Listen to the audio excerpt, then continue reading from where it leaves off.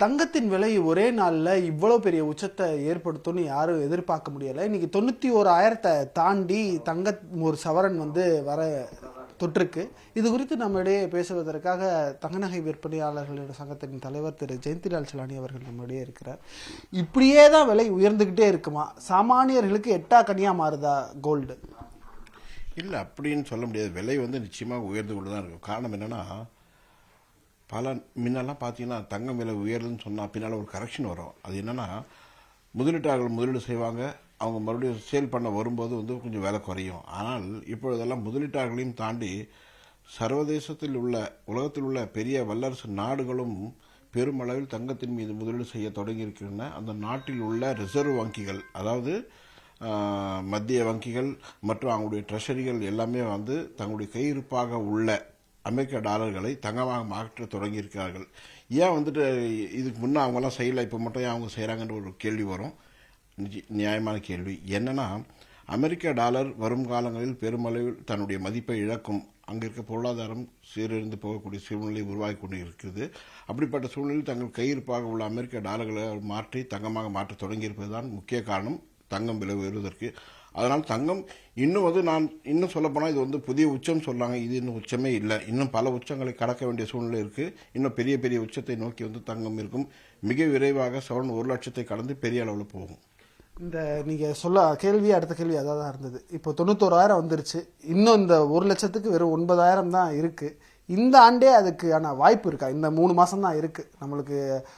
October, November, டிசம்பர்னு 3 மாதம் தான் இருக்குது இந்த வருஷம் முடியறதுக்கு. இந்த வருஷத்துக்குள்ளேயே அதோடைய மதிப்பு 1 லட்சத்தை தாண்டுன்ற ஒரு கிரெடிட் பண்ணியிருக்கீங்களா? நீங்கள் ப்ரெடிக்ட் பண்ணியிருக்கீங்க?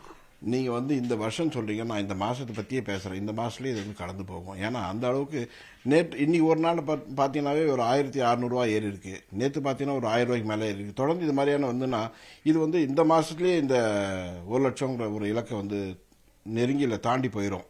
ஏன்னா வேறு வழியே இல்லை. தொடர்ந்து ஒவ்வொரு நாளும் பார்த்தா நாங்களே கண்கூட பார்த்துட்டு வரோம். தொடர்ந்து அதனுடைய தேவைகள், அதன் மீது வரக்கூடிய முதலீடுகள் பல வகையில் பல ஆயிரம் கோடி அதிகமாகிட்டே போகுது. ஸோ இதெல்லாம் கணக்கிட்டு பார்க்கும்போது நிச்சயமாக இந்த மாதத்துக்குள்ளேயே 1 லட்சம் ரூபாய் அப்படிங்கிற ஒரு சவரங்கிறது இலக்கு தாண்டிவிடும். இப்போ வெள்ளியும் அதே மாதிரி ஏறிக்கிட்டே இருக்கே சார். வெள்ளியும் நம்ம 80 காசு 90 காசு ஏறின போக 4 ரூபாய் 5 ரூபான்னு ஒரு நாளைக்கு வெள்ளியோட விலையும் அப்படியே சைமல்டேனியஸாக ஏறிட்டே இருக்கேன். வெள்ளியை பொறுத்தவரைக்கும் நான் மறுபடியும் சொல்கிறேன், இதுக்கு முன்பெல்லாம் வெள்ளி ஒரு முதலீட்டு பொருளாக தான் பார்க்கப்படும். தங்கம் எவ்வளோ ஒரு முதலீட்டு பொருளோ அதே மாதிரி வெள்ளியும் ஒரு முதலீட்டு பொருளாக இருந்தது. ஆனால் இப்பொழுது வெள்ளி அப்படின்னு சொன்னால் முதலீட்டு பொருள் இல்லாமல் தொழில்துறைக்கு ஒரு தேவையான மூலப்பொருளாக கருதப்படுகிறது. மூலப்பொருள்னு சொன்னால் நீங்கள் எலக்ட்ரானிக் வெஹிக்கிள், எலக்ட்ரானிக் ஐட்டம்ஸ் எல்லாத்துலேயுமே, அதே மாதிரி லித்தியம் பேட்டரி, இது மாதிரியான பல வகையான ஒரு விஷயங்களுக்கு வெள்ளி பெரிய அளவில் தேவைப்படுகிறது. அதனால் வெள்ளிக்கு 2 முகம் அப்படின்னு சொல்லலாம். ஒன்று முதலீட்டு பொருள், இன்னொன்று பார்த்தீங்கன்னா தொழில்துறைக்கு ஒரு மூலப்பொருளாக அது பயன்படுத்தப்படுகிறது. அதனால் வரும் காலங்களில் வெள்ளியும் ஒரு பெரிய அளவில், தங்கத்தை விட வெள்ளியின் மீது முதலீடு செய்தால் இன்னும் அதிகமாக லாபம் வரக்கூடிய அளவுக்கு வெள்ளியுடைய விலைகள் இருக்கும் வரும் காலங்களில் மிக விரைவாக. அதாவது ஒன்றுமே இல்லை, ஒரு வருஷத்தில் நீங்கள் எடுத்துன்னு பார்த்தீங்கன்னா ஒன்றும் இல்லை, இந்த வருடம் தொடக்கத்தில் 100 ரூபா இருந்த ஒரு கிராம் வெள்ளி இனி 170 ரூபா இருக்குது. ஸோ எவ்வளோ சதவீதம் விலை உயர்ந்திருக்குன்னு பாருங்கள். அதே மாதிரி தொடர்ந்து இந்த மாதிரி ஒரு வேகம் போச்சுன்னா வெள்ளி இன்னும் தங்கத்தை விட தாண்டி பெரிய அளவில் ஒரு லாபம் தரக்கூடிய ஒரு பொருளாக உலக அளவில் மாறும். மிக முக்கியமாக கேட்கக்கூடியது இப்போ இந்த தங்கத்துக்கு மாற்று என்ன அப்படின்றது. ஏன்னா 22 கேரட் தான் எல்லாருமே பெரும்பாலுமே பிக் பண்ணுற ஒரு கோல்டாக இருக்கும். இப்போ 1 லட்சம் தாண்டும் அப்படின்றீங்க. இப்போ சாதாரணமான மக்களுக்கு என்ன மாற்று வழி என்ன இருக்கு? சாதாரண மக்கள் அல்ல சாமானிய மக்கள் அல்ல பாமர மக்கள் அப்படின்னு சொன்னால், இப்போ பார்த்தீங்கன்னா கடந்த மாதம் மத்திய அரசு 9 கேரட்டை அறிமுகம் செய்திருக்காங்க. இந்த 9 கேரட், அதான் நம்ம எல்லாமே 22 கேரட்டும் 18 கேரட்டும் பழக்கப்பட்டோம். இப்பொழுது பார்த்தீங்கன்னா 9 கேரட் இருக்குது. இந்த 9 கேரட்டில் நகைகள் நம்ம வாங்கி அணியலாம். பார்க்கறதுல எந்த வித்தியாசமும் இருக்காது. 9 கேரட்னா ஒரு 4,000 ரூபா கிராம் இருக்கும், இல்லை 4,500 ரூபாய்க்கு உள்ளதாக இருக்கும் ஒரு கிராம். அப்படின்னா எல்லோருக்கும் எல்லாமே அப்படிங்கிற மாதிரியான எல்லோருக்குமே அந்த பொருள் வாங்கலாம், எல்லாருக்கும் வளையல அணியலாம், மோதிரமாக செய்துக்கலாம், நெக்லஸாக செய்துக்கலாம். பார்க்குற பார்வையில் எதுவும் தெரியாது.